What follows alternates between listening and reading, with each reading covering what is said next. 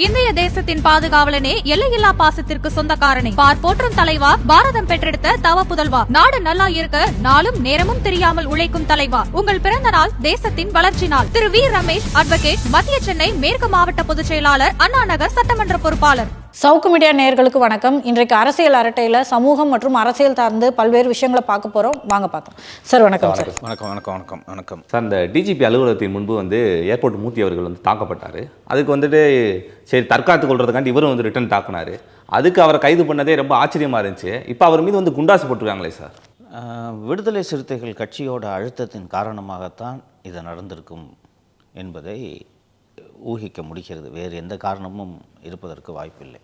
இந்த விடுதலை சிறுத்தைகள் கட்சி மற்றும் அதன் செயல்பாடுகளை எல்லாம் விமர்சனம் செய்வதில் ஒரு சிக்கல் இருக்குது. ரொம்ப காத்திரமான விமர்சனங்களை வேறு யாராவது வச்சாங்கன்னா ரொம்ப எளிதாக பிசிஆர் ஆக்ட் வந்துடும். சரியா? இந்த துப்புரவு தொழிலாளிகளை பற்றி நான் இழிவாக பேசிவிட்டேன், குடித்து விட்டு தூங்குகிறார்கள் என்று இழிவாக பேசிவிட்டேன்னு என் மேலேயே பிசிஆர் ஆக்ட் போகிறதுக்கு ட்ரை பண்ணாங்க சிட்டி போலீஸு. அப்புறம் என்ன ரீசன்னு தெரியல, விட்டுட்டாங்க. ஸோ இது போல் விசிக நீங்கள் இப்போ வேறு யாராவது வேறு சமூகத்தை சேர்ந்தவர் இது மாதிரி கடுமையாக அப்படி கட்டப்பஞ்சாயத்து பண்ணுறாங்கன்னு சொன்னாலே பிசிஆர் ஆக்டை போட்டுட்டு நீங்கள் ட்ரையலில் போய் அப்புறமா இல்லைன்றதெல்லாம் ப்ரூவ் பண்ணிங்க. அதுக்கு முன்ஜாமீன் கூட கிடைக்கிறது. திரு மூர்த்தி அவர்கள் அதே சமூகத்தை சேர்ந்தவர் என்பதால் அவர் மீது நீங்கள் இந்த சட்டத்தை பாய்ச்ச முடியாது. அவர் தொடர்ந்து விடுதலை சிறுத்தைகள் மீதும் திருமாவளவன் மீதும் காத்திரமான விமர்சனங்களை எடுத்து வைத்தார். தமிழ்நாடு பூரா தலித்துகளுக்கு எதிராக இவ்வளவு கொடுமைகள் நடந்து கொண்டு இருக்குது. நீங்கள் என்ன பண்ணீங்க? நீங்கள் தலித்துகளை அடமானம் வைத்து விட்டீர்கள், தலித்து நலனை புறக்கணித்து விட்டீர்கள்னு அவர் தொடர்ந்து வச்சுக்கிட்டு இருக்கார். அதன் காரணமாக அவர் எப்போ சிக்குவார்னு பார்த்துக்கிட்டு இருக்காங்க. எப்போ சிக்குவார்னு பார்த்துட்டு டக்குன்னு உள்ள அரெஸ்ட் பண்ணுவேன். டக்குன்னு அடுத்த 2 கேஸில் அரெஸ்ட் வச்சுட்டு இப்போ குண்டாஸ் வச்சுட்டாங்க. இந்த அத்தனை பேருக்கும் தெரியும் அவர் மூர்த்தி ரவுடி அல்ல, கள்ளச்சாராயம் காய்ச்சுபவர் அல்ல, நிலாபகரிப்பாளர் அல்ல.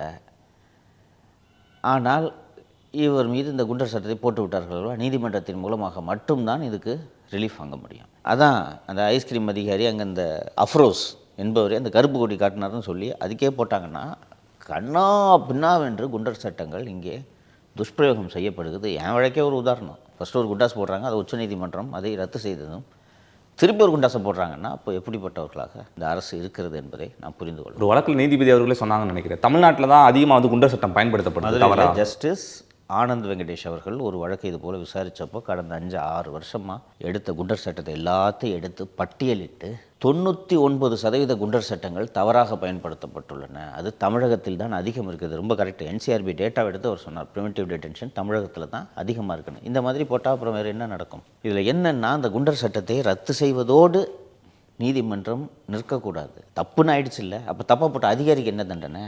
ஸோ அந்த அடிப்படையில் தான் திரு மூர்த்தி அவர்கள் மீது பாய்ச்சப்பட்டுள்ள இந்த குண்டர் சட்டத்தையும் நாம் பார்க்க வேண்டும். என்ன இப்போ இதில் சொல்யூஷன் கேட்டிங்கன்னா அடுத்த அட்வைசரி போர்டு இருக்குது. அந்த அட்வைசரி போர்டில் ஓய்வு பெற்ற நீதிபதிகள் இருப்பார்கள். கண்ணை மூடிக்கொண்டு அரசாங்கம் எப்படி சொல்கிறதோ அப்படித்தான் அவர்கள் கொடுப்பார்கள். நான் என் மீது முதல் முறை குண்டர் சட்டம் பாய்ச்சப்பட்ட போது அந்த ஆலோசனை குழுமம் முன்னாடி நான் ஆஜரானேன். அதில் ரிட்டையர்ட் ஜஸ்டிஸ் அக்பர் அலி எல்லாம் இருந்தார். ஸோ முதல் முறை 3/4 மணி நேரம் வாதாடினேன். எல்லாத்தையும் கேட்டுக்கிட்டு முக்கியமாக வெரி இம்பார்ட்டன்ட் பாயிண்ட்லாம் எழுதினாங்க. நான் முடிச்சுட்டு ஒரு ஜெயிலர் இருந்தார் அங்கே, ஜெய் கணேஷ் ஒரு ஜெயிலர் இருந்தார். அவர்கிட்ட சொன்னேன், சார் நான் இவ்வளோ நேரம் ஆர்கியூ பண்ணேன், இன்னுமாயா இதெல்லாம் நீ நம்பிக்கிட்டு இருக்கிற அப்படின்னாரு. போர்டுலாம் யார் ஆள் உனக்கு தெரியாதா, இதை போய் நம்பிக்கிட்டு இருக்கிறீங்க நீங்கள் அப்படின்னு. இல்லை சார் நோட்ஸ்லாம் எடுத்துக்கிறேன். அப்படி தான் எடுப்பாங்க நோட்ஸ்லாம், கோர்ட்டு தான் உனக்கு அப்படின்னாங்க. அப்புறம் பார்த்தா அதே போல் கன்ஃபார்ம் பண்ணிட்டாங்க. 2வது குண்டர் சட்டத்துக்கு அதே மாதிரி ஆலோசனை குழுமம் வந்தது. அந்த 2வது குண்டாஸு சுப்ரீம் கோர்ட்டில் பெட்டிஷன் ஃபைல் பண்ணிட்டேன். ஏற்கனவே நீங்கள் பாருங்கள், நீங்கள் ரத்து பண்ணி திருப்பி போட்டிருக்காங்க அப்படின்ட்டு அங்கே ஃபைல் பண்ணியாச்சு. ஆலோசனை குழுமம் வந்த உடனே இந்த வாட்டி எதுக்கு அதே ஜட்ஜ்மெண்ட்டில் கொடுத்து விட்டாங்க, போய் பேசுன்ட்டு. எதுக்கு இந்த வாட்டி இவ்வளோ நேரம் தோட்ட தண்ணி வைத்த பேசிக்கிட்டு, இந்த ஆலோசனை குழுமத்தின் மீது எனக்கு நம்பிக்கை இல்லை அப்படின்னு. அது லேடி ஜட்ஜு வெளில போகிறாஜா அப்படின்னு ஆரம்பிச்சிட்டாங்க. அப்புறம் பார்த்தா அந்த போர்டு தான் வேக வேகமாக வாபஸ் வாங்கினாங்க. அது எதுக்குன்னா இப்போ எப்படி இந்த போர்டு ஆப்ரேட் ஆகுது தெரியுதா? இந்த போர்டு நான் ஜேர்னலிஸ்ட்டுங்க, பழி வாங்குறதுக்காக என் மீது இப்படி வழக்குகள் போடப்பட்டிருக்குன்றதெல்லாம் நான் ஆர்கியூ பண்ணேன். எல்லாத்தையும் கேட்டுக்கிட்டு கன்ஃபார்ம்னு பண்ண அதே போர்டு சுப்ரீம் கோர்ட்டு போயிட்டேன்னு தெரிஞ்ச உடனே கவர்மெண்ட்டே சார் வாபஸ் ரத்து பண்ணி விடுங்கன்னு சொன்னோன்னே போர்டு ரத்து பண்ணி விட்டதாக அதை வாபஸ் வாங்கினார்கள். இப்போ அல்டிமேட்டாக என்ன ஆகும் அப்படின்ட்டு கேட்டிங்கன்னா, இது எப்படி இருந்தாலும் திரு மூர்த்தி அவர்கள் மீது போடப்பட்டுள்ள இந்த குண்டர் சட்டத்தை நீதிமன்றம் ரத்து செய்யத்தான் போகிறது. ஆனால் இதை ரத்து செய்கிறதுக்கான உத்தரவை நீதிமன்றம் வழங்கும் சமயம் 6 மாதம் ஆகிவிடும். இதை தான் நீதிபதி திரு ஜிஆர் சுவாமிநாதன் அவர்கள் என்னுடைய வழக்கில் 3 நாளில் ரத்து பண்ணார். 3 நாளில் ரத்து பண்ணலாம், பண்ணுறதுக்கு இது கோர்ட்டுக்கு அதிகாரம் இருக்குன்ட்டு பண்ணினார். பட்டு கூட இருந்த இன்னொரு நீதிபதி நான் இந்த தீர்ப்பில் முரண்படுகிறேன் என்று சொன்னதால் 3வது நீதிபதிக்கு அது போய் அதுக்கப்புறம் உச்சநீதிமன்றம் போக வேண்டியதாகிடுச்சு. ஸோ அல்டிமேட்லி பார்த்தீங்கன்னா ஒரு 5-6 மாதம் ஆகிடும் கோர்ட்டில் லிஸ்ட்டு பண்ணி கவர்மெண்ட்லேருந்து ரிப்ளை வந்து இதெல்லாம் பண்ணுறதுக்கு. அது வரைக்கும் சிறையில் இருந்தாக வேண்டும். அதுதான் இவங்க நோக்கம். 6 மாதம் கழித்து கோர்ட் ரத்து பண்ணும்போது பார்த்துக்கலாம். ஏதாவது ஒரு வழக்கில் இன்னும் யாரும் வந்து ப்ராப்பராக இந்த மாதிரி இந்த குண்டாஸ் என் மீது தப்பாக போடப்பட்டது, நீதிமன்றம் ரத்து செய்திருக்கிறது, குண்டர் சட்டத்தை போடுவதற்கு காரணமான இந்த அதிகாரியின் மீது, எந்த அதிகாரி இதில் கையெழுத்திட்டாரோ அந்த அதிகாரியின் மீது நடவடிக்கை எடுங்கள், எனக்கு நஷ்ட ஈடு கொடுங்கள் என்று யாரும் இன்னும் நீதிமன்றத்தை அணுகுவதில்லையா? இல்லது பயம் இருக்கும் பெரும்பாலும், அப்போ விட்டா போதும் பார்ப்போம் அப்படின்ட்டு போயிடுவாங்க. இல்லை சார், சட்டத்திலே ஒரு சீர்திருத்தம் கொண்டு வந்தால் என்ன சார்? அப்படி பொய்யான வழக்குகளை வந்து அதிகாரிகள் பாய்ச்சினாங்கன்னா அவங்களுக்கு வந்து அதே தண்டனை அந்த அதிகாரிகள் மீது வந்து போடப்படும். ஒழுங்கு நடவடிக்கையாவது எடுக்கணும், ஏதாவது ஒரு இது செய்யணும். அந்த அடிப்படையில் தான் இதை பார்க்கணும். ஐஸ்கிரீம் அதிகாரிக்கு இந்த மாதிரி கண்ணை மூட்டை எல்லாரையும் குண்டர் சட்டத்தில், அதுவும் அரசியல் எதிரிகளை குண்டர் சட்டத்தில் போடுவது என்பது அவருக்கு அவ்வளவு விருப்பம். பத்திரிகையாளர் வாரகி மேலே போடலையா? அண்டு இது இந்த மாநிலத்தில் நடக்கிறது, காட்டாட்சி நடக்கிறது என்பதை மக்கள் பார்த்து கொண்டு தான் இருக்கிறார்கள். அடுத்ததாக நம்ம தொடர்ந்து வந்து நம்ம பேசிட்டே இருந்தோம் இந்த டிஜிபி மேட்ரு. செப்டம்பர் 26ஆம் தேதி வந்துட்டு புதிய டிஜிபி வந்து அறிவிக்கப்படும் அப்படின்னு சொல்லிட்டு யூபிஎஸ்சி வந்து சொல்லியிருக்கிறதா தகவல்லாம் வெளியே வந்துருக்கு சார். உண்மையா சார்? உண்மைதான், அறிவிக்கப்படாது. அது யூபிஎஸ்சி மீட்டிங், இசிஎம்னு சொல்லுவாங்க, எம்பேனல்மெண்ட் கமிட்டி மீட்டிங். அந்த மீட்டிங் அங்கே மத்திய அரசு பணியாளர் தேர்வாணையத்தில் நடைபெற இருக்கிறது. தமிழகத்தின் தலைமைச் செயலாளர் அந்த கூட்டத்தில் கலந்து கொள்ள இருக்கிறார். வழக்கமாக எப்படி நடக்கும்னா, அதான் 3 மாதம் முன்னாடி அனுப்பணும்னு சொன்னாங்களா, 3 மாதம் முன்னாடி இது நடந்துருந்துச்சுன்னா ஓய்வு பெற இருக்கும் டிஜிபி இதற்கு செல்வார். அதுக்கு தான் 3 மாதம் முன்னாடி நீங்கள் இதை பண்ணுங்க அப்படின்னு சொல்கிறது. இப்போது ஓய்வு பெற்ற பிறகு பொறுப்பு டிஜிபி போட்டு விட்டார்கள். பொறுப்பு டிஜிபி இந்த பதவியில் இருக்கிறார்ல, பொறுப்பு டிஜிபி இந்த பதவிக்கான போட்டியில் இருக்கிறார் அல்லவா, அதனால் அவர் கலந்து கொள்ள முடியாது, அது சரியாக இருக்காது அல்லவா. அதனால் அவருக்கு பதிலாக வேறு யாராவது ஒரு மாநிலத்தில் இருந்த டிஜிபி இந்த பேனலில் பண்ணி 26ஆம் தேதி மீட்டிங் கூப்பிட்டாங்க. அதனால் இதுலேருந்து நம்ம புரிஞ்சுக்க வேண்டியது என்னென்னா, டிலே ஆகாது. 3 பேர்களை பரிந்துரைத்து யூபிஎஸ்சி தமிழக அரசுக்கு அனுப்பிவிடும். அந்த 3 பேரில் ஒருவரை தமிழக அரசு நியமித்தே ஆக வேண்டும். சார், நம்ம ஆல்ரெடி பேசியிருக்கோம் சார். இப்போ யார் நியமிக்கிறாங்களோ அவங்க மேலே எந்த குற்றமும் இருக்கக்கூடாது, குற்றம் இருப்பதாக உத்தேசித்தால் கூட அவங்கள லிஸ்ட்டில் அனுப்ப தேவையில்லை அப்படின்னு, அந்த மாதிரி ஏதாவது செய்கிறதுக்கு வாய்ப்பு இருக்காங்க சார்? இப்போதும் அதற்கான வாய்ப்பு இருக்கிறது. இப்போதும் நம்ம ஏற்கனவே சொன்னேன், அங்கே போலீஸ் ஜீப்பு, போலீஸ் பாதுகாப்போட பணம் எடுத்து செல்லப்படுகிறது அப்படின்றதெல்லாம் சொன்னேன். இப்போவும் இதை செய்வார்கள். பட் சீஃப் செக்ரட்டரி இதற்கு நான் உடன்பட மாட்டேன் என்று சொல்லிவிட்டார் என்று தகவல்கள் கூறுகின்றன. திரு முருகானந்தம் என்னால் இது கண்டெம்ட்னா என் மேலே தான் கண்டெம்ட் வரும். அவங்க ஒருத்தர் என்டிடிஃபன் போட்ட கண்டெம்ட்டே என் மேலே தான். நீங்கள் உங்கள் சண்டைக்காக என்ன கூட போய் முட்டு சந்தையில் நிப்பாட்டுறாதீங்க. ஸோ திரு முருகானந்தம் இங்கே கண்டெம்ட் வந்து ஏன்னா direction to all chief secretaries in this country. அதனால் திரு முருகானந்தம் என் மேலே தான் கண்டெம்ட் வருது, நான் போய் அட்டன் பண்ணிட்டு வந்துடுவேன், நீங்கள் திருப்பி இந்த வேலையெல்லாம் நீங்கள் பார்த்தீங்கன்னா சிக்கலாகிடும். இன்னொன்று, அந்த இவர்கள் பொய்யான குற்றச்சாட்டுகளை சில அதிகாரிகள் மீது தொடுத்தார்கள் என்றால் அந்த அதிகாரிகளும் ஆல் இண்டியா சர்வீஸ் ஆஃபீஸர்ஸில் அவங்க சும்மா இருப்பாங்களா? வேணுங்கன்னு பண்ணுறீங்கன்னு தெரியாதுல்ல. ஸோ வெகு விரைவாக இந்த மாத இறுதிக்குள் வெங்கட்ராமனின் பதவிக்காலம் 1 மாதம், அதற்குள் இந்த 3 பேரை பரிந்துரைத்து அனுப்புவார்கள். 3 பேரை அனுப்பிட்டாங்கன்னா அந்த 3 பேரில் ஒருத்தரை தமிழக அரசு தேர்ந்தெடுத்து டிஜிபியாக நியமனம் செய்ய வேண்டும். இது தொடர்பாக என்டிடிஃபன் தொடுத்த அந்த நீதிமன்ற அவமதிப்பு வழக்கு விசாரணைக்கு வந்தபோது உச்சநீதிமன்றம் ஏன் பொறுப்பு டிஜிபியை போட்டிருக்கீங்க என்று தான் முதல் கேள்வி கேட்டது. கேட்டோடனே இந்த மாதிரிங்க ஒரு பிரமோத்குமார் இப்படி ஃபைல் பண்ணார், பெட்டிஷன் பண்ணிங்க, அது இதுன்னு உங்கள் கதையெல்லாம் சொன்ன உடனே சரி இப்போ என்ன பண்ண போகிறீங்கன்னா, இல்லை யூபிஎஸ்சிக்கு நாங்கள் அனுப்பிச்சிட்டோம் அப்படின்ன உடனே யூபிஎஸ்சி விரைந்து முடிவெடுக்க வேண்டும். யூபிஎஸ்சி முடிவெடுத்து அந்த பரிந்துரையை அனுப்பியதும் உடனடியாக தமிழக அரசு யூபிஎஸ்சி பரிந்துரையின் அடிப்படையில் டிஜிபியை நியமனம் செய்ய வேண்டும்னு சுப்ரீம் கோர்ட்டோட ஆர்டரே இருக்குது. இதுக்கு மேலே அவங்க இதை வயலேட் பண்ணுறதுக்கு பாசிபிலிட்டி இல்லை. வெகு விரைவாக முடிவுக்கு வந்துவிட்டு. சார், அடுத்த டிஜிபியா யாரை நியமிக்க உங்கள் திட்டம் வச்சுருக்காங்களா சார்? 3 பேருமே உங்களுக்கு பிடிக்காதுப்பா, வேறு வழியும் இல்லை. அதுக்காக தான் இவ்வளோ தில்லாலங்கடி வேலை எல்லாமே இவர்கள் செய்து கொண்டிருந்தார்கள். சீமா அகர்வால், ராஜீவ்குமார் மற்றும் ராத்தோர் ஆகிய 3 பேரையும் உங்களுக்கு பிடிக்காது. ஆகையால் வேறு வழி இல்லை. இப்போ இந்த 3 பேரில் ஒருவரை தான் நியமித்தாக வேண்டும். திரு ராத்தோருக்கும் திமுக கூட தொடர்புகள் நெருக்கம்லாம் இருக்குது. அவரும் நல்ல பிரமாதமாக லாபி பண்ணக்கூடியவர். இப்போது இந்த ஐஸ்கிரீம் அதிகாரி அல்வா அதிகாரிக்கும் அவர்களுக்கும் ஏற்பட்ட சண்டையினால் தான் அவரை நியமனம் செய்யாமல் இப்போது ஓரங்கட்டி வைத்திருக்கிறார்கள். அதனால் அவர் நியமிக்கப்படுவதற்கான வாய்ப்புகள் அதிகம் இருக்கின்றன என்று சொல்கிறார்கள். திருமதி லத்திகா சரணுக்கு பிறகு தமிழ்நாட்டில் பெண் டிஜிபி இருந்தது இல்லை, சட்டம் ஒழுங்கு டிஜிபியாக. அதன் காரணமாக சீமா அகர்வாலை பரிந்துரை பண்ணுறாங்களான்றது தெரியல. பட் ராத்தோருக்கான சான்சஸ் பிரைட்டாக இருக்குது. ராஜீவ்குமாருக்கு வாய்ப்பே கிடையாது. 2 பேரும் வேணால், அதுக்கு ராஜீவ்குமாரே பரவாயில்லை என்று நியமித்தால் வாய்ப்பு உண்டு. ஆனால் என்ன நடக்குதுன்னு பார்ப்போம். 26 இங்கேருந்து ரெக்கமெண்டேஷன், அந்த மீட்டிங் முடிஞ்சிச்சுன்னா மறுநாள் 2 நாளில் அனுப்பிச்சிடுவாங்க.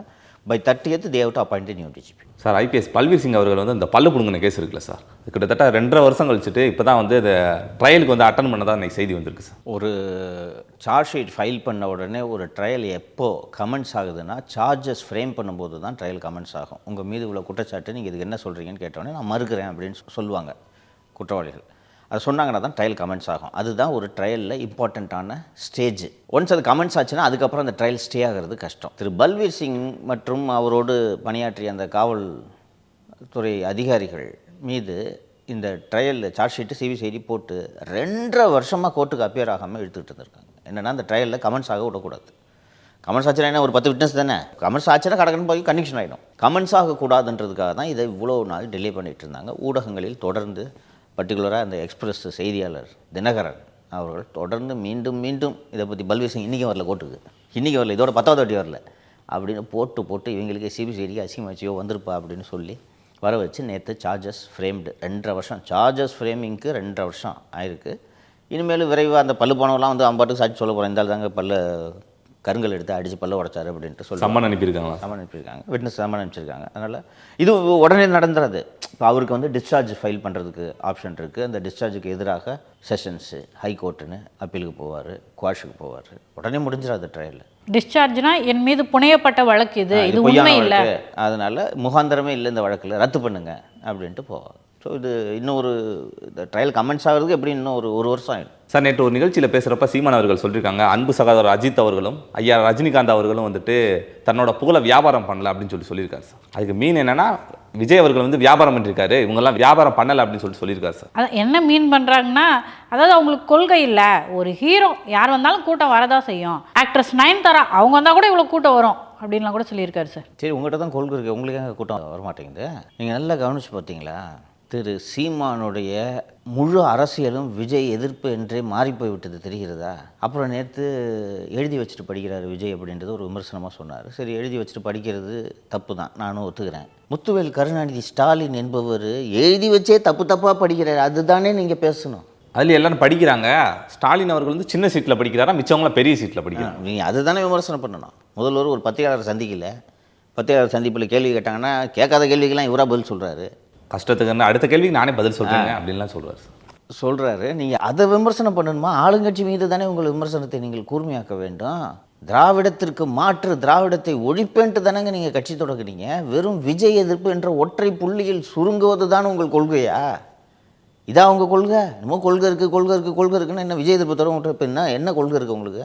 சீமானுக்கு என்னென்னா தெரிஞ்சு போச்சு, நம்ம இவ்வளோ நாள் பண்ணிக்கிட்டு இருந்த வியாபாரம் விஜய் முடித்து விட போகிறார் என்பதை சீமான் அவர்கள் நன்றாகவே தெரிந்து கொண்டார். ஸோ மீண்டும் விஜயை விமர்சனம் செய்வதன் மூலமாக திமுகவிடமிருந்து பேமெண்ட்டு அவ்வளவு வரும் என்பதை அவர் உறுதியாக நம்புகிறாரோ என்று தான் தோன்றுகிறது.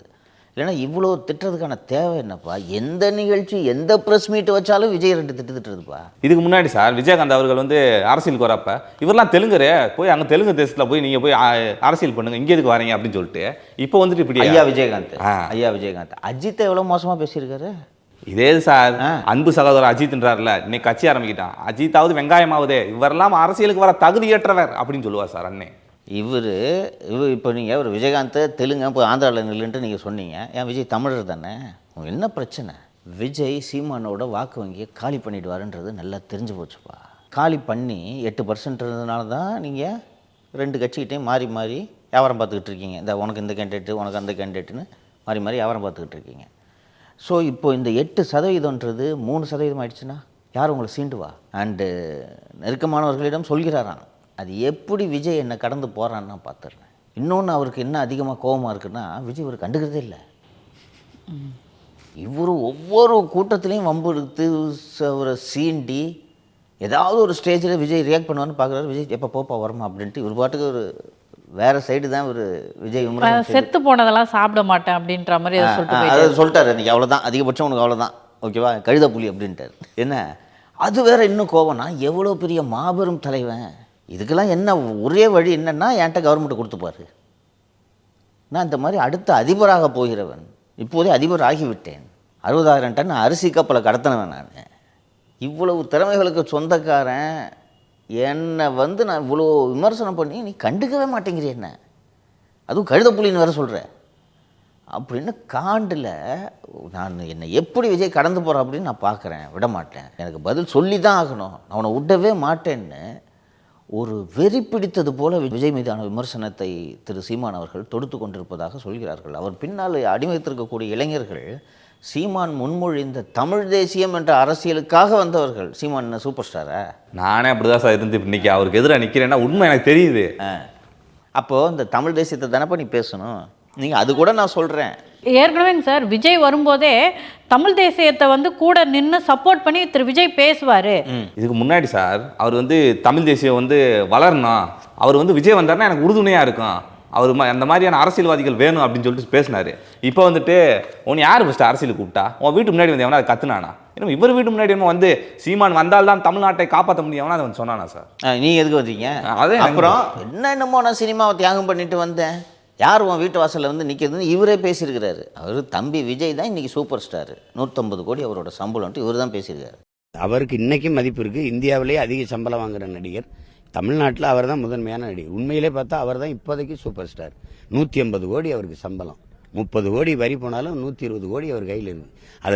அதை பொருள்படுத்தாமல் வர்றாருன்னா சரி, வரவேற்க வேண்டியதுதான். தமிழர்களுக்கு நிறைய கோடிக்கணக்கான பிரச்சனை இருக்குது, அதில் போராடுறதுக்கு நிறைய தலைமைகள் கட்சிகள் தேவைப்படுது. இன்றைக்கி என்ன வேப்பா ஒரு மனசாட்சியோட பேச வேணாமாப்பா, நம்பர் 1 பேங்கபிள் ஸ்டார்ப்பா Vijay. Kerala business, Karnataka business, Andhra business, Bollywood பிஸ்னஸ்ஸுன்னு விஜயோட பிஸ்னஸ் 1000 கோடி, இந்தியாவில் 1000 கோடி, விஜய் படத்துக்கு 1000 கோடி வியாபாரம். அப்படி இருக்கும்போது இன்றைக்கி விஜய் நடிக்கிறேன்னு சொன்னார்னா தயாரிப்பாளர்கள் வரமாட்டாங்க. அவர் விட்டுட்டு வந்திருக்காருன்றது உண்மை தானே. உங்களுக்கு ஏங்க இவ்வளோ போகாமல்? ஸோ எவ்வளோ சுருங்கிட்டார் அவர் தெரியுதா? விஜய் எதிர்ப்பு என்ற ஒற்றை புள்ளியில் சீமான் சுருங்கி போய்விட்டார். இந்த தேர்தலோடு அவரது அரசியல் எதிர்காலமே முடிந்துவிடும் என்று தான் எனக்கு தோன்றுகிறது. நீங்கள் இப்படி இது மாதிரி ஒரு தனிநபர் தாக்குறதே ஒரு கட்சியோட நோக்கமாகவும் லட்சியமாகவும் வைத்துக்கொண்டு நீங்கள் அரசியல் இயக்கத்தை நடத்த முடியாது. இங்கே இவ்வளோ நாள் பேசிக்கிட்டு இருந்த உங்கள் கொள்கையெல்லாம் எங்கே? அதுவும் மக்கள்கிட்ட பேசுறதை விட்டுட்டு ஆடு மாடு கூட, மரத்து கூட, தண்ணி கூட, இது எவ்வளவு வசதியாக திமுக மீதான கோபத்தை மடைமாற்றுவதற்கு பயன்படுகிறது என்பது தெரிகிறதா? நீங்கள் விஜய் அவர்களோட ரசிகர்களை, விஜய் கட்சியின் தொண்டர்களை அரசியல் படுத்தும் வேலையைத்தான் விஜய் செய்ய வேண்டும், செய்து கொண்டிருக்கிறேன் என்று அவர் சொல்கிறார். அப்போது அரசு மீது கூர்மையான விமர்சனங்களை செய்ய வேண்டிய தமிழக வெற்றி கழகத்தினர் இன்றைக்கி சீமானோட மல்லு கட்டிக்கிட்டு இருக்காங்களா? ஆமாங்க சார். இப்போங்க சார் நீங்கள் போய் பார்த்தீங்கன்னா நிறையா விஜய் அவர்கள் கண்டுக்கல, இருந்தாலும் அவருடைய ஃபேன்ஸு தொண்டர்கள் இருப்பாங்கள்ல, அவங்க 2 கட்சியுமே சமூக வலைத்தளங்கள் ஸ்ட்ராங்கு. நாம் தமிழரும் சரி, தாவேக்காவும் சரி, சமூக வலைத்தளங்களில் ரொம்ப வலுவாக இருக்கக்கூடிய கட்சிகள். நம்ம அந்த கார்டெலாம் போட்டோம், தேங்க்ஸ் கார்டு போடும்போது விஜய் இருவர் வெற்றியையும் தீர்மானிக்கிறாரு. கீழே சீமான் பார்த்தீங்கன்னா திரு விஜய்க்கு வேட்டு வச்சிட்ருக்காரு அப்படின்னு தான். ஏதோ ஒரு புள்ளியில் திரும்பி ச்சே அப்படின்னு பேச தானே வேண்டியிருக்கு. சீமானுக்கு விஜயோட ஃபேன்ஸ் எல்லாம் பதில் சொல்லிக்கிட்டு தான் இருக்காங்க. ஸோ இப்போ இப்படியான ஒரு டிஸ்ட்ராக்ஷன் இல்லைன்னா இந்த எதிர்ப்பெல்லாம் திமுக மேலே கூர்மையாக வச்சுருப்பாங்கல்ல சார். கிட்னி விவகாரமாக இருக்கட்டும், தூய்மை பணியாளர்களை இவங்க வஞ்சிக்கிற விவகாரமாக இருக்கட்டும். ஸோ அதன் அடிப்படையில் திரு சீமான் வெற்றி பெற்றார் தானேங்க சார். திரு விஜய் அவர்களுடைய ஃபேன்ஸை திரு சீமான் தன் பக்கம் இழுத்து ஏன் கூட சண்டை போடுங்க அப்படின்னு சொல்லிட்டு சீமான் தொண்டர்களுக்கும் விஜய் தொண்டர்களுக்குமான சண்டையாக அது மாறி இருக்கு சார். அப்படி தான் மாறிடுச்சு. உங்களுக்கு இந்த அரசின் மீது விமர்சனத்தை கூர்மைப்படுத்துவது தானே ஒரு அரசியல் கட்சியோட நோக்கமாக இருக்க முடியும். இன்றைக்கி ஒரு அவலமான அரசு நடந்து கொண்டிருக்குது, விஜய் அந்த வேலையை பார்த்துக்கிட்டு இருக்காரு. நீ எதுக்கு திமுக போய் அடிக்கிறேன், என்கிட்ட வா, இதுக்கு எங்கால போய் நீ அடிச்சுக்கிட்டு இருக்க? ஸோ இன்றைக்கி தமிழ் தேசியம் பேசுகிறவங்களும் சரி, விஜயோட ஃபேன்ஸும் சரி, 2 பேரும் சண்டை போட்டுட்டு இருக்காங்க. ரொம்ப கம்ஃபர்டபுளான பொசிஷனில் திமுக உட்காந்துட்டு இருக்கு. எல்லாருமே அடித்து வச்சுக்கிட்டு திமுக ஒரு கம்ஃபர்டபுளான பொசிஷனில் தான் இன்றைக்கி இருக்கிறாங்க. ஃபர்ஸ்ட்லாம் சோசியல் மீடியாவாக இருக்கட்டும், செய்தியாளர் சந்திப்பாக இருக்கட்டும், அண்ணன் சீமான் அவர்கள் தான் ஃபுல்லாகவே இருந்தார். இப்போ விஜய் அவர்கள் அதை ஃபுல்லாக தவிடுபடி ஆக்கிட்டார். ஒருவேளை அதை நம்ம விஜய் அவர்களை தவிர்த்துட்டு நம்ம ஸ்டேபிள் ஆகணும் அப்படின்னு நினைக்கிறாரோ? அப்படி சொல்கிறத விட சீமானோட இருத்தலுக்கே ஆபத்து வந்துருச்சுப்பா. அவர் ஒரு எக்ஸிஸ்டென்ஷியல் கிரைசிஸ் ஃபேஸ் பண்ணிகிட்ருக்காரு.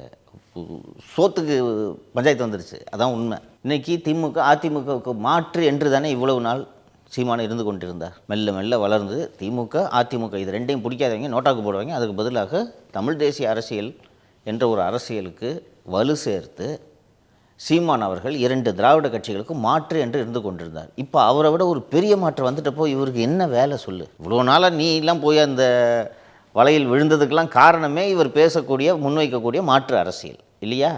நான் மாற்று அரசியல் பண்ணுறேன்ட்டு வர்றாரு. தமிழ் தேசியமும் திராவிடமும் என்னுடைய 2 கண்கள் என்று ஒரு புதிய முழக்கத்தோடு ஒருவர் வரும்போது, இன்னொன்று ஒரு சூப்பர் ஸ்டாராகவும் இருக்கும்போது, இயல்பாக இளைஞர்கள் அந்த பக்கம் செல்வது தானே இயல்பு. அந்த சாம் டேனியல் கூட டான்ஸ் ஆடினான் அந்த பையன், அந்த தம்பிக்கு விஜயை பிடிக்குமா சீமானை பிடிக்குமா?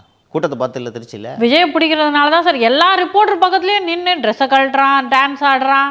அண்ணனே ஒரு நிகழ்ச்சியில் சொல்லிட்டார் சார், நான் இவ்வளோ நாள் திரள் நிதி வாங்கி தமிழ் தேசியம்னு ஒன்று உருவாக்கி வச்சுருப்பேன், நீ வந்து எல்லாத்தையும் அடிச்சுக்கு போக நான் நின்று வேடிக்கை பார்த்துட்டு இருப்பேன்ட்டார் சார். ஸோ அவரோட அந்த கூட்டத்தெல்லாம் பார்த்தா இவரால் தாங்க முடியாது. புரிஞ்சுக்க முன்பு போல் ஃபஸ்ட்டு இந்த சோஷியல் மீடியாலேயே வந்து சீமானுக்கு இருந்த அந்த செல்வாக்கு குறைந்து விட்டது. முன்னாடிலாம் உங்களுக்கு தெரியும், நீங்களும் பார்த்துருப்பீங்க, சீமானோட ஸ்பீச்சுன்னு யூடியூப்பில் போட்டால் சீமான் ஸ்பீச்சை வச்சே பல யூடியூப் சேனல் வாழ்ந்துருக்குல்லப்பா. சீமான் ப்ரெஸ் மீட்டு சீமான் ஸ்பீச்சு போட்டால் 10 சேனலில் போட்டால் 10 சேனல்லையும் ஓடும். இன்றைக்கி அது போல் போகிறது இல்லை இல்லை எங்கே இன்றைக்கி எல்லா சேனல்ஸ்லையும் விஜயை பற்றி தம்புனையில் வச்சாதான் ஓடுதுன்றது மாதிரி இன்றைக்கி இது மாறிப்போச்சு. ஓகேவா? இதை எப்படி அவரால் தாங்கிக்க முடியும்? இன்னொன்று, விஜயை நான் பார்த்துக்கிறேன், நீங்கள் விஜய் எதுவும் சொல்லாதீங்க, நான் பார்த்துக்கிறேன், எனக்கு பேமெண்ட்டை மட்டும் கரெக்டாக கொடுத்து விட்ருங்க என்று இதுவும் வசதியாக இருக்குல்ல இந்த டீலு. அதனால் தன்னோட அரசியலை நான் இன்னும் ஓப்பனாகவே சொல்கிறாராம், நான் மீண்டும் மீண்டும் விஜய் பற்றி தான் பேசுவேன்றார். டெய்லி ப்ரெஸ்ஸை சந்திக்கும் போதெல்லாம் விஜய் டாபிக் இருக்குது சார். யாரும் பேசலைன்னா கூட இவரா அணில் சிங்கம் ஏதாவது ஒன்று உருட்டிக்கிட்டு வம்பு எடுத்துக்கிட்டு, மைக் ரிப்பேர் ஆனால் கூட அணில் வயரை கடிச்சிருச்சு அப்படின்னு பேசுகிறாங்க சார். பாருங்கள். ஸோ அது சுருங்கி போயிடுவார். மக்கள் இதெல்லாம் ரசிக்க மாட்டாங்க. அவர் ஒரு கட்சி வச்சுருக்காரு, நீ உன் கொள்கையை பேசுப்பா. அவர் கட்சி ஆரம்பித்ததே சும்மா போட்டு நோண்டிக்கிட்டு இருந்தேன்னா உன்னோட நோக்கம் தான் என்ன? அப்போது திமுகவின் கூலிப்படையாக திரு சீமான் அவர்கள் மாறிவிட்டார் என்பது தானே மக்கள் நினைப்பாங்க. அது இயல்பாக அம்பலமாகவும் ஆயிடுச்சுல்ல. ரொம்ப குறிப்பாக நாமளே தொடர்ந்து பேசிக்கிட்டு இருக்கோம், மூக்கமுத்து மரணத்திற்கு துக்கம் விசாரிக்க சென்றதிலிருந்து தான் இது அதிகமாக இருக்கிறது இல்லையா? முன்னெல்லாம் எப்பயாச்சும் ஒரு வாட்டி பேசுவார், கேட்டால் லாரியில் அடிப்பட்டு செத்துறாதுன்ட்டு ஏதோ 1-2 வாட்டி பேசினார். அப்புறம் கொஞ்சம் டோன் டவுன் ஆனார், கொஞ்சம் மற்ற விஷயங்களை தான் பேசுவார்.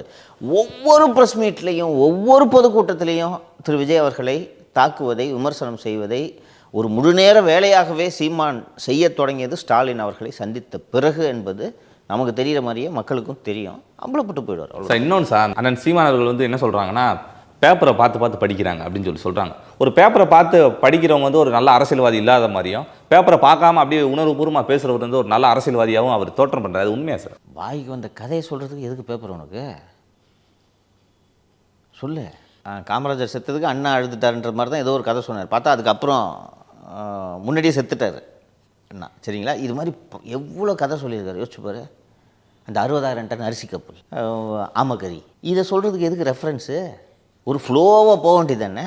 சிவங்களாம் என்ன பேசணும் அப்படின்றத எழுதி வச்சு வந்து பேசுவாங்க. எழுதி வச்சு அண்ணனுக்கு தான் என்ன பேசணுமே தெரியாது, எல்லாத்தையும் பேசுவார், எது வேணாலும் பேசுவார்.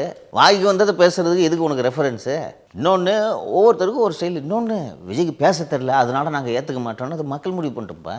ஏன்பா, என்னோட தலைவன் மனப்பாடமாக பேச தெரிந்த தலைவனாகத்தான் இருக்க வேண்டும், இல்லை என்றால் நான் வாக்களிக்க மாட்டேன்னு மக்கள் முடிவு பண்ணிக்கிட்டோம். இவர் நம்ம தமிழக முதல்வர் என்ன சொல்லின் செல்வரா? இவர் எப்படி பேசுவார்ன்றது காலங்காலமாக தெரியும் மக்களுக்கு, பார்த்துக்கிட்டு தான் இருக்காங்க. பேப்பர் இல்லாமல் இவரால் பேசவே முடியாது, அப்படியும் பேப்பரோடவே தப்பாக பேசுவார்னு அவர் சிஎம் ஆகல. மக்கள் முடிவு பண்ணிக்குவாங்க. நீங்கள் ஏங்க இதை உங்கள் வேலையை பாருங்கள் சார். நீங்கள் சார் இன்னொன்று சார், நம்ம பார்த்துருக்கோம் திமுக ஆட்சியிலேயே திரு சீமான் வீட்டில் என்ன மாதிரி விஷயங்கள் நடந்தது, திரு சீமான் எப்படி வஞ்சிக்கப்பட்டார் அப்படின்னு சொல்லிட்டு அவர் மேலே இருக்க வழக்குக்கு வீட்டில் போய் நோட்டீஸை ஒட்டி திருமதி கயல்வெளியை அந்த அளவுக்கு மோசமாக நடத்தி என்ன நடந்துச்சுன்னே தெரியாமல் அந்த அம்மா சாரி கேட்டு அவங்க காவலாளியை வச்சுருந்த துப்பாக்கி எங்கள் துப்பாக்கி இருக்குன்னு சொன்ன ஒரே காரணத்துக்காக பிடிச்சி ஜெயிலில் போட்டு, அப்போ இவர் யார் மேலே சார் இன்றைக்கி விமர்சனங்களை எடுத்து வைக்கணும்?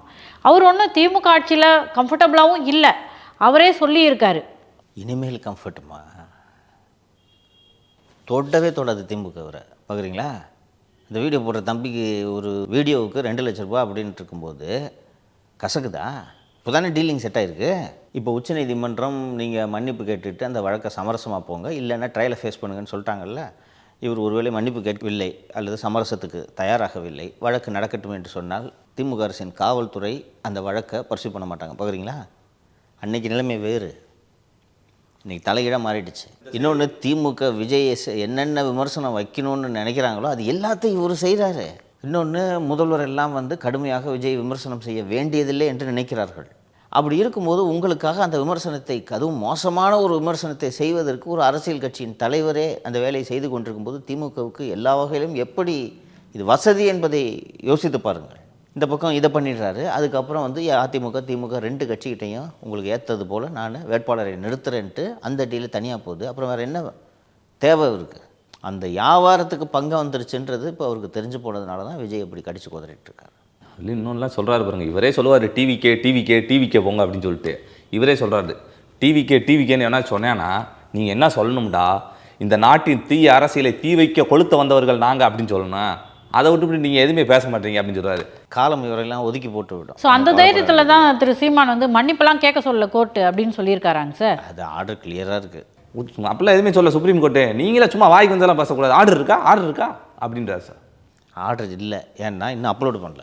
ஆர்டரில் இருக்கும். அவங்க ஜஸ்டிஸ் டிக்டேட் பண்ணதை அன்னைக்கு அது அங்கே அந்த பார்த்த நீதிமன்ற ப்ரொசீடிங்ஸை பார்த்த நண்பர்கள் சொன்னார்கள், மிக தெளிவாக சொல்கிறார். ஆண்டி இது வேறு சொன்னாங்க, you were in a consensual relationship because you are the male, you should அப்பாலஜைஸ்னாங்க ஜஸ்டிஸ் நாகரத்னா. சரியா? அதனால ஆர்டர் காப்பி வந்துச்சுன்னா தெரிய போகுது. ஆனால் நடிகை விஜயலட்சுமியே வர ஒரு வீடியோ வெளியிட்டாங்க சார், மன்னிப்பு கேட்டு ஓடி போயிரு, நான் மன்னிச்சிடுறேன், நான் அதுக்கப்புறம் தொல்லை பண்ணுற மனநிலையில் இல்லை, ஏற்கனவே எப்படி செட்டில்மெண்ட்டுக்கு வரணும்னு முடிவு பண்ணிட்டு பக்கத்தில் இருந்தவன் எவனோ ஒருத்தன் ரொம்ப மோசமான நாகரிகமான வார்த்தைகளை பயன்படுத்தியிருக்காங்க, பக்கத்தில் இருந்தவங்க வந்து வேணான்னு சொல்லிட்டாங்க, அதே மாதிரி பக்கத்தில் இருக்கவங்க பேச்சை கேட்டுட்டு திரும்ப நீ மன்னிப்பு கேட்கல அவ்வளோதான் உனக்கு அப்படின்னு சொல்லியிருக்காங்க. ஆர்டர் காப்பி வந்துடும், ஆர்டரில் வந்துடும். சார், அண்ணாவின் பிறந்தநாள் நிகழ்ச்சியில் வந்து இபிஎஸ் அவர்கள் வந்து பேசியிருக்காங்க, எனக்கு இந்த ஆட்சி அதிகாரத்தை காட்டி எனக்கு தன்மானம் தான் முக்கியம்னு சொல்லிட்டு பேசியிருக்காரு சார். அது கரெக்டாக? அது கரெக்டு தான் சார். ஒரு தலைவனுக்கு தன்மானம் தான் சார் ஃபஸ்ட்டு பெருசு சார். அப்போ ஆட்சி அதிகாரம் வேணாமா? ஆட்சி அதிகாரம் இருந்தால் தான் சார் தலைவனே. வேறு என்ன பேசினார்? அதிமுக அலுவலகத்தை உடச்சவரெலாம் நான் எப்படி கட்சியில் சேர்த்துக்க முடியும் அப்படின்னு சொல்லியிருந்தாரு. அதாவது எப்படி இம்ப்ரெஷன் பரவுதுன்னா, குறிப்பாக வந்து ஏன் அவ்வளோ கடுமையாக அவர் பேசினார்னா, தினமலர் தான் போட்டு திட்டினார். நேற்று தினமலரில் முதல் பக்கத்தில் பஞ்சாயத்து ஹெட்லைன்ஸ் போட்டு அதிமுகவில் நடக்கிற குழப்பங்களுக்கெல்லாம் பஞ்சாயத்து பண்ணுறதுக்காக தான் அமித்ஷா வர்றாரு. ஸோ அமித்ஷா ஒரு பாரதிய ஜனதா கட்சியின் தலைவராகவும் உள்துறை செயலாளராகவும் இருக்கக்கூடிய திரு அமித்ஷா அவர்கள் அதிமுகவில் நிலவக்கூடிய உட்கட்சி பூசல்களுக்கு பஞ்சாயத்து செய்து வைக்கப் போகிறார் என்று தினமலரில் முதல் பக்கத்தில் அந்த செய்தி வந்திருந்தது. அதுதான் அவரை ரொம்ப கடுமையாக கோபப்படுத்தியிருக்குது. அதாவது என்னென்னா, அது மற்றும் அவர் பேசிய மற்ற விவகாரங்கள் எல்லாம் என் கட்சியில் யாரும் பஞ்சாயத்தெல்லாம் பண்ண முடியாது, கட்சியை உடைக்க வேண்டும் என்று நினைக்கக்கூடிய கைகூலிகளை நாங்கள் அடையாளம் கண்டுவிட்டோம், விரைவில் அவர்களை நாங்கள் என்ன நடவடிக்கை எடுக்க வேண்டுமோ எடுப்போம். யார் சார் அந்த கைகூலிகள்? செங்கோட்டையன் தான். ஒன்றிணைனும் சொல்லிட்டு ப்ரெஸ்ஸை சந்தித்து நான் என் போன்ற கருத்துடையவர்கள் எல்லாரோடும் சேர்ந்து பேசப் போகிறேன்னு சொல்கிறாருன்னா, அப்போது இந்த கட்சியில் குழப்பம் ஏற்படுத்துவது தானே அவருடைய நோக்கம். அந்த அடிப்படையில் ஒன்றா சேரணுன்னா நீ என்கிட்ட வந்து சொல்லு, இப்போ ப்ரெஸ்ஸில் போய் நீ சொன்னா அப்போது அவரை இயக்குறது பின்னாடி இருந்து திமுக இயக்குதுன்ட்டு நம்ம அன்றைக்கே பேசணும். செங்கோட்டையனோட அந்த ப்ரெஸ் மீட்டில் இந்த லைவ்லாம் போட்டு இந்த குட்டியானையில் அந்த மக்களை எல்லாம் கூட்டிகிட்டு வந்தது உள்ளூர் திமுகவினர் செய்த ஏற்பாடுகள் என்பதையும் நாம் அன்று விவாதித்தோம். அப்போது திமுகவோட உதவியோடு திரு செங்கோட்டையன் இப்படி இந்த வேலையை செய்கிறாருன்னா இதை எப்படி ஏற்றுக்குவார்? ஆனால் இப்போ சுத்தமாக சப்போர்ட்டர்ஸே இல்லாமல் போயிட்டாங்களாங்க சார். திரு செங்கோட்டையனோட வீடு வெறிச்சோடி காணப்படுதான். ஸோ இப்போது செங்கோட்டையனுக்கு இவ்வளவு தான் செல்வாக்குன்றதும் தெரிஞ்சு போச்சு. 10 நாள் கெடு வேற விசிந்தார் சார். முடிஞ்சிருச்சு நேற்று. ஏதோ வேற மாதிரி பண்ண போறேன்டார், ஒன்றும் காணாமே சார். அவ்வளோதான்ப்பா, அதான் அரசியல். அந்த பண்ணாரி எம்எல்ஏ எல்லாம் போய் நேராக அவசரமாக புதிய மாவட்ட செயலாளரை சந்தித்து சால்வை போட்டார்கள், பார்த்தீர்களா? ஈரோடு மாவட்ட அதிமுக நிர்வாகிகள் தொண்டர்கள் ஏராளமானோர் சென்னைக்கு வந்து இபிஎஸ்ஸை சந்தித்து ஆதரவு தெரிவித்தாங்க, பார்த்தீங்களா? இதுதான் கட்சி அமைப்பு. யூசி சொல்கிறாருன்னு அவர் பேச்சை நம்பி செங்கோட்டையன் இறங்கினதோட விளைவை இன்று அனுபவித்து கொண்டிருக்கிறார். இப்போ போய் செங்கோட்டையன் வந்து யூசிக்கு, என்னங்க நீங்கள் சொன்னீங்கன்னு சொல்லிட்டு நான் போய் ப்ரெஸ்ஸை சந்தித்தேன், இப்படி பொசுக்குன்னு நீக்கிட்டாங்க, நீங்களும் கண்டுக்கல. நான் சொன்னேன், அன்றைக்கி தேவையாக இருந்துச்சு சொன்னேன், விடுங்க அப்படி அரசியல் இதெல்லாம் சகஜம், போ சூதில் நாட்டையே இழந்திருக்காங்க போ அப்படின்ட்டு யூசி ஒரு பக்கம் போய்விடுவார். ஸோ இப்போ செங்கோட்டையனுக்கு செல்வாக்கு இல்லை, உள்ளூரிலேயே செல்வாக்கு இல்லை என்பதும் தெரிந்துவிட்டது. அடுத்த கட்டமாக செங்கோட்டையனை அடிப்படை உறுப்பினர் பதவியிலிருந்து நீக்குவதற்கும் பழனிசாமி தயங்க மாட்டார். ஒரு விஷயம் அன்றைக்கே நாம் சொன்னோம், சீட்டு கிடையாது, செங்கோட்டையனுக்கு இந்த முறை சீட்டு தருவதாக இல்லை. ஸோ செங்கோட்டையனை மன்னிப்பதற்கு தயாராக இல்லை என்பதை அந்த கோடம்பாக்கம் பொதுக்கூட்டத்தில் திரு பழனிசாமி பேசியதிலிருந்து நாம் புரிந்து கொள்ளலாம். அதில் எனக்கு ரொம்ப முக்கியமாக கவனிக்க வேண்டிய இன்னொரு விஷயம், தினமலரை விமர்சனம் பண்ணிவிட்டு, நாங்கள் ஆளுங்கட்சியாக இருந்தப்பவும் எங்களை தான் இந்த பத்திரிகைகள் விமர்சனம் பண்ணிக்கிட்டு இருந்துச்சு, நாங்கள் எதிர்கட்சியாக இருக்கும்போதும் இந்த பத்திரிகைகள் எங்களை தான் விமர்சித்து எழுதுகிறாங்க, ஆளுங்கட்சியில் எழுதுறதுக்கு எவ்வளோ இருக்குது, ஏன் பயமா, வீட்டில் சாக்கடையில் ஊற்றுருவாங்கட்டு பயமா என்று நேற்று அதை குறிப்பிட்டார். இந்த சம்பவம் எவ்வளோ அவரை தீவிரமாக பாதிச்சிருக்கு பாருங்கள். அவரால் இன்னும் டைஜஸ்ட் பண்ணிக்க முடியல. அவரோடு உடன் இருக்கக்கூடியவர்கள் சொன்னார்கள், கொதிச்சிட்டாருங்க. இந்த மாதிரி சொன்ன உடனே இம்மிடியேட்டாக அறிக்கை விட சொன்னார், கொதிச்சிட்டாரு, அதனால தான் அசெம்பிளியில் எடுத்து பேசினார்னு. ஆனால் அவர் சொல்கிறதுல லாஜிக் இருக்குல்ல. அதிமுக ஆட்சியில் இருந்தபோது இந்த ஊடகங்கள், திமுக ஈகோசிஸ்டம் எல்லாம் சேர்ந்துக்கிட்டு ஒரு பக்கம் போராட்டம்னு கடுமையான விமர்சனங்கள், எல்லா தரப்பும் போராட்டம் பண்ணிகிட்டு இருப்பாங்க. கடுமையாக பத்திரிகைகள் இவர்களுக்கு எதிராக எழுதி கொண்டிருந்தன. இன்றைக்கி திமுகவை விமர்சனம் செய்ய வேண்டிய ஊடகங்கள் திமுகவுக்கு ஆலாபனை பாடிவிட்டு திருப்பியும் அதிமுகவுள்ள குழப்பம், இந்த குழப்பம், அந்த குழப்பம்ன்ட்டு அதை ஊதி பெரிது பண்ணும் வேலையை ஊடகங்கள் செய்து கொண்டிருக்கின்றன என்பதையும் அவர் அந்த கூட்டத்தில் சுட்டிக்காட்டினார் என்று தான் நாம் புரிந்து கொள்ள வேண்டும். அண்ட் அமித்ஷா பஞ்சாயத்து பண்ணி வைக்கிறாருன்னு சொல்கிறாங்கல்ல, டெல்லி செல்வதற்கு முதல் நாள் நடக்கிற கூட்டம் இது, ரைட்டுங்களா? அப்போ அந்த முதல் நாள் நடக்கிற கூட்டத்தில் நான் ஒன்றினேன்றீங்க. நாங்கள் கோவிலாக நினைக்கக்கூடிய அதிமுக அலுவலகத்தில் உள்ளே பூந்து ரவுடிங்களை கூட்டிகிட்டு போய் அடித்து உடைக்கிறார் ஒரு ஆள், இன்னொரு ஆள் 18 பேரை கடத்தி கூட்டிகிட்டு போய் இந்த ஆட்சிக்கு எதிராக அவர்களை திருப்பினார், அவங்களை எப்படிங்க கட்சியில் சேர்த்துக்க சொல்கிறீங்க என்று அவர் பேசியிருக்கிறார்.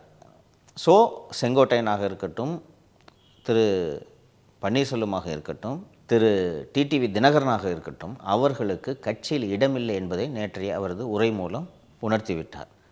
அப்போ டெல்லியில் என்ன இருக்குது பேசுகிறதுக்கு? அப்புறம் எதுக்கு சார் நீங்கள் டெல்லிக்கு போனேன்? வேறு விவகாரங்கள் இருக்கின்றன, கூட்டணி உள்ளிட்ட பல விவகாரங்கள் விவாதிக்கப்பட்டிருக்கின்றன என்று தகவல் வந்திருக்கிறது. என்று மாலை வரக்கூடிய வீடியோவில் அந்த டெல்லி விசிட்டு தொடர்பான இதர விவரங்கள் எல்லாவற்றையும் நான் இப்போ சொல்கிறேன். சரி, உங்களுக்கு ஒரு ஸ்கூப் சொல்கிறேன். விரைவில் அண்ணாமலை பாரதிய ஜனதா கட்சியிலிருந்து ராஜினாமா செய்ய இருக்கிறார். செய்ய மாட்டார் சார். இருப்பவரேன் கடந்த வாரம் ரஜினிகாந்தை சந்தித்திருக்கிறார், விஜயை சந்திக்க நேரம் கேட்டிருக்கிறார். அண்ணாமலையோட பிளான்னு நம்ம ஏற்கனவே இண்டிகேட் பண்ண விஷயம்தான். ஆனால் திரு விஜய் அவர்கள் அண்ணாமலையை சந்திக்க நேரம் இதுவரை ஒதுக்கவில்லை. ஸோ ஒரு 8 பக்கத்துக்கு ராஜினாமா கடிதம், நான் ஏன் விலகுகிறேன் என்று 8 பக்கத்துக்கு ஒரு ராஜினாமா கடிதம் வெளியிட்டு விட்டு கொங்கு ஜனதா கட்சி என்று ஏதாவது ஒரு கட்சியை தொடங்கி, கொங்கு பகுதி யாரோடு கூட்டணி என்றால் டிடிவி தினகரன், பன்னீர்செல்வம், தேமுதிக, அன்புமணி, பாமக ஆகிய கட்சிகளை ஒருங்கிணைத்து, தேவைப்பட்டால் டாக்டர் கிருஷ்ணசாமி உள்ளிட்டோரை ஒருங்கிணைத்து அந்த அணி விஜயோடு கூட்டணி என்ற திட்டத்துக்காகத்தான் விஜய் கிட்ட அப்பாயின்மெண்ட் கேட்டார். விஜய் அதை ஏற்றுக்கொள்ளவில்லை. சரியா? இப்போது இப்படி ஒரு கூட்டணி அமைஞ்சா இந்த கூட்டணியால் யாருக்கு சேதாரம்? அதிமுகவுக்கு. அப்போது இந்த கூட்டணிக்கு யார் நிதி உதவி செய்வா? திமுக. மாப்பிள்ளை சார் கொங்குல வலுவாக இருக்காங்களா? அண்ணாமலை கொங்கு பார்த்துக்குவார். South delta TTV, OPS, north Anbumani, தமிழகம் முழுக்க பரவலாக தேமுதிக. ஓகேவா? நீங்கள் நல்லா கவனித்து பார்த்தீங்கன்னா, நேற்று கோவையில் என்று தான் நினைக்கிறேன் பத்திரிகையாளர்களை சந்தித்த திரு டிடிவி தினகரன் அவர்கள் முதல் முறையாக பிஜேபியை எதிர்த்து பேசியிருக்கிறார். திரு பழனிசாமி அந்த கோடம்பாக்கம் கூட்டத்தில் அதிமுக ஆட்சி நீடிப்பதற்கு பாரதிய ஜனதா கட்சி உதவி செய்தது, எங்களுக்கு அந்த நன்றி இருக்குது என்று பழனிசாமி பேசியதற்கு நேற்று டிடிவி தினகரன் பத்திரிகையாளர் சந்திப்பில் பிஜேபிலாம் ஒன்றும் உதவி செய்யலை, அதிமுக ஆட்சி நீடிப்பதற்கு உதவி செய்தது 122 அதிமுக எம்எல்ஏக்கள் தான் உதவி செய்திருக்கிறார்கள், பிஜேபி வந்த வகையிலும் உதவி செய்யலை அப்படின்றாரு. இவங்க 2 பேர்த்தோட டயமெட்ரிக்கலி ஆப்போசிட் ஸ்டாண்டு தெரியுதா? இது கிட்டத்தட்ட நேரடியான பிஜேபி எதிர்ப்பு என்றே புரிந்து கொள்ளலாம். பழனிசாமி பிஜேபியை இம்ப்ரெஸ் பண்ணுன்றதுக்காகவோ ஆர் ப்ளீஸ் பண்ணணுன்றதுக்காக பிஜேபி எங்களுக்கு உதவி செஞ்சிச்சு, நாங்கள் நன்றி மறப்பவர்கள் அல்ல என்று பேசியிருக்கிறார். டிடி தினகரன் அதெல்லாம் பிஜேபி ஒன்றும் உதவி செய்யலைங்க. 122 எம்எல்ஏன்னா அந்த ஆட்சியை, அந்த அம்மாவின் ஆட்சியை கவுக்கிறது தான் இவர் 18 எம்எல்ஏ ரெடி பண்ணார். இன்னும் ஒரு வாரம், 10 நாள், ஒரு மாதம் என் ஸ்லீப்பர் செல் இங்கே இருக்காங்க அங்கே இருக்காங்கன்னு சொன்னார். ஞாபகம் இருக்காமா? வாரம் ப்ரெஸ் மீட்டை வச்சு ஒரு வாரத்தில் ஆட்சி கவிழுதுன்னு.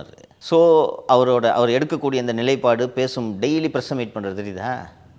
அடிக்கடி ப்ரெஸ் மீட் பண்ணுறாரு. இந்த தேர்தலை விட்டால் நமக்கு முக்கியத்துவம் இதோடு போய்விட்டோம். இப்போது தான் நாம் வெளிச்சத்தில் இருப்போம். ஒரு காலத்தில் வாரம் பத்திரிகையாளர்களை சந்தித்து கொண்டிருந்தார். ப்ரெஸ்ஸை சந்தித்து ப்ரெஸ்ஸை அவர் ஹேண்டில் பண்ண விதத்தை பார்த்து தான் ஆர்கே நகரில் அவர் ஜெயிச்சார் இல்லைங்களா? ஆளுங்கட்சியை மீறி ஆர்கே நகரில் ஜெயிச்சார். அப்படி இருக்கும்போது இன்றைக்கி நடுவில் இப்போ அதுக்கப்புறம் என்னாச்சுன்னு பார்த்தீங்கன்னா, இந்த ஒரு 21 எம்எல்ஏவாகவும் ஆகலை, ரைட்டுங்களா? அதுக்கப்புறம் ஒரு பத்திரிகையில் அடிக்கடி சந்திக்க முடியல இல்லைங்களா? ஸோ நேரடியாக இப்போது ப்ரெஸ்ஸை அடிக்கடி சந்திக்கிறதுக்கான ஒரு முக்கியமான காரணம் இப்போ தான் எனக்கு இம்பார்ட்டன்ஸு. எங்கள் குடும்பத்துக்கு துரோகம் செய்த பழனிசாமியை பழிவாங்குவதற்கு இதைவிட அற்புதமான தருணம் இருக்குமா? காசும் கொடுத்துட்றாங்க, தேவையான தொகுதியும் கொடுத்துட்றாங்க, வேறு என்ன வேணும்? பள்ளிக்கு பள்ளியும் வாங்கிடலாம். நல்லா இருக்கா? அப்படி இல்லைன்னா பிஜேபி சொல்கிறத கேட்டுக்கிட்டு தமிழக முதல்வராக எடப்பாடி பழனிசாமி வெல்வதற்கு வாக்களிங்கள்னு போய் நான் கேட்கணுமா? இவ்வளோ நாள் ஏன் அமைதியாக இருந்தார்னா கரெக்டான க்ரீன் சிக்னல் வரல. இந்த ஏற்பாடெலாம் நடந்திருக்காரு சார். காசு அதெல்லாம் திரு அண்ணாமலையார் செஞ்சு கொடுத்துட்டாரு. சிறந்த பாலமாக செயல்பட்டு சபரீசன் மொத்தமாக அந்த கூட்டணிக்கு சேர்த்து ஒரு 500 கோடி செலவு பண்ண முடியாதா திமுகவில்?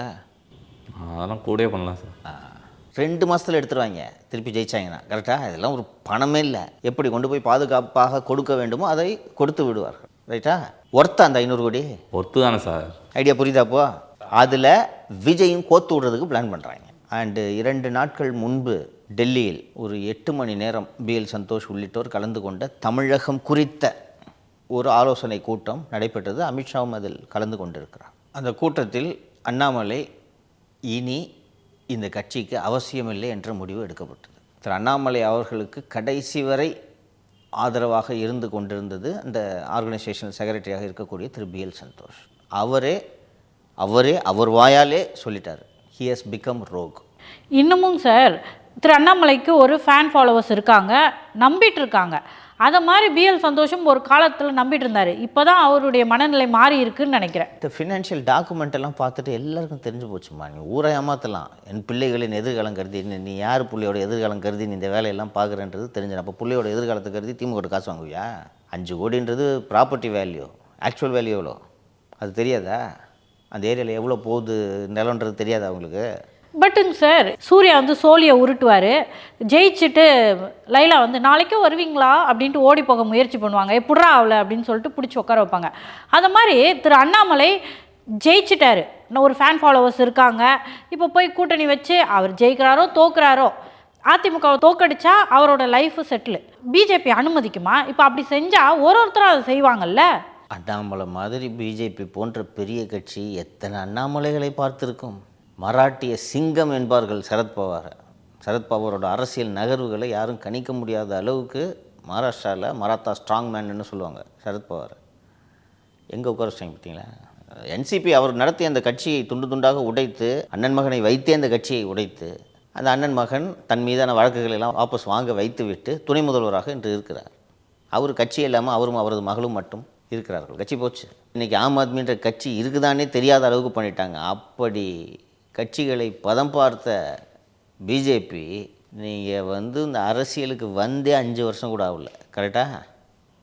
கொஞ்ச நாள் ஆடு மேய்கிறேன்னு சுற்றிக்கிட்டு இருந்தீங்க. அதுக்கப்புறம் ஜாயின் பண்ணிவிட்டு உங்களை தமிழக பிஜேபி தலைவராக நியமித்தார்கள். மொத்தமாகவே ஒரு 5லேருந்து 6 வருஷம் தான் இருக்கும் நீங்கள் அரசியலுக்கு நீங்கள் இவ்வளோ பெரிய தேசிய கட்சியை அவர்களின் திட்டங்களுக்கு எதிராக எதிரி கூட கைகோத்துக்கிட்டு நீங்கள் 26 தேர்தலில் அந்த கூட்டணியவே தோக்கடிக்கலான்னு நீங்கள் பிளான் போட்டிங்கன்னா அதை வேடிக்கை பார்த்துட்டு இருக்குமா பிஜேபி? ஏன்னாங்க சார், இப்போ இவ்வளோ நாள் வரைக்கும் தமிழிசை சவுந்தரராஜனாக இருக்கட்டும், எல் முருகனாக இருக்கட்டும், அது மாதிரி நிறைய பேர் பிஜேபியோட தமிழக தலைவர்களாக இருந்திருக்காங்க. இப்போ அவங்களாம் விசுவாசமாக இருந்திருக்காங்கல்ல கட்சிக்கு. ஆனால் இவர் மட்டும் தன்னை முன்னேற்றிக்கிட்டு வெளியே போகிறாரு. அந்த ஏடிஎம்கே பிஜேபி அலையன்ஸுக்கு சிக்கல்ன்றதை பிஜேபி உணர்ந்துட்டாங்கன்னா என்ன பண்ணுவாங்கன்னே தெரியாது. அதோட விபரீதம் மற்றும் ஆபத்து தெரியாமல் திரு அண்ணாமலை விளையாண்டு கொண்டிருக்கிறார். பெரிய திட்டங்களை எல்லாம் போட்டு கொண்டு இருக்கிறார். போக போக பாருங்கள். அதான் நான் சொன்னேன் இல்லை, எல்லாத்துக்கும் பீகார் எலெக்ஷன் அவங்களுக்கு இதை விட ப்ரையாரிட்டி. சரியா? இந்த சூழ்நிலையில்தான் திரு பழனிசாமியை டெல்லிக்கு வரவழைத்து விவாதிக்கிறதையும் நாம் சேர்த்து பார்க்க வேண்டும். இதில் ஒரு சாம் இருக்குது சார். திரு அண்ணாமலை திரு விஜயை மீட் பண்ணுறதுக்கு கேட்டிருக்காரு. மக்கள் நல கூட்டணி ஆல்ரெடி உருவாச்சு. அதில் பார்த்தீங்கன்னா திரு விஜயகாந்துக்கு யார்கிட்டேருந்து பணம் வந்துச்சுனே தெரில. அந்த டைமில் திமுக தன்னை ஹர்ட் பண்ணிடுச்சு அப்படின்ற ஒரே காரணத்துக்காக மக்கள் நல கூட்டணியில் தலைமை தாங்கினார். இன்றைக்கி அதே தான் ரிப்பீட் ஆகுது. அதுக்கு எப்படி திரு விஜய் அனுமதிப்பார்? அதாவது அவர் உள்ளே வந்து உதயநிதியை முதலமைச்சர் ஆகிறதுக்கு விட்டுருவார் அவர். அப்படி இருக்கும்போது திரு அண்ணாமலையோடு சேர்ந்து அவர் அதிமுகவை தோக்கடித்து திமுகவை ஜெயிக்க வைக்கிற வேலை எப்படி சார் பண்ணுவார்? என்ன தைரியம் சார் திரு அண்ணாமலைக்கு? அசட்டு தைரியம்தான். இவ்வளோ பெரிய தலைமையை எதிர்த்து டிடிவி தினகரனை தூண்டி விட்டு இந்த கூட்டணியை உடைக்கலான்ட்டு தானே தைரியமாக பண்ணுறாரு. நம்ம இதில் ஜெயிச்சலான்னு வேறு நம்புகிறாரு.